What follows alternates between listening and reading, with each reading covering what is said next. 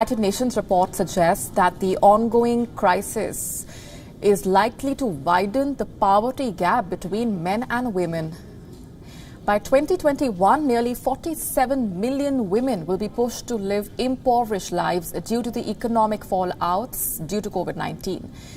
The report summarizes the data, the research and the policy work produced by UN Women on the impact of the COVID-19 pandemic on women across the world, including how it is affecting employment, health, unpaid care and violence against women. The head of United Nations Women said in a statement that the increase in women's extreme poverty is a stark indictment of the deep flaws in the ways we have constructed our societies and economies. Women have lost their jobs at a faster rate as compared to men during the COVID-19 health crisis. Nearly 25% of the self-employed women in Europe and Central Asia have reported job losses compared to 21% self-employed men. Women's employment is at 19% more risk compared to men.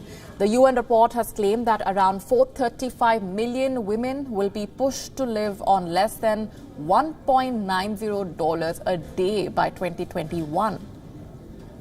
Income fell by nearly 60% for women working in the informal sectors. Not only the economic burden, the pandemic has significantly impacted healthcare facilities for women as well.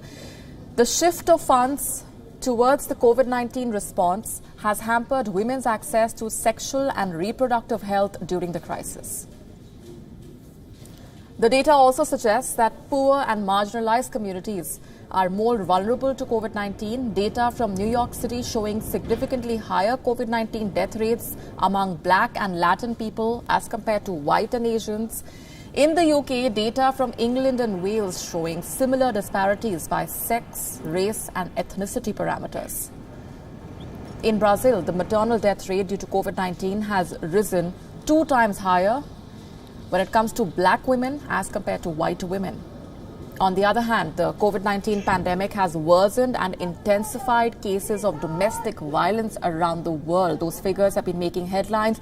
Reports say that differently abled women have twice as more chances of experiencing violence from partners and family members than women without these challenges.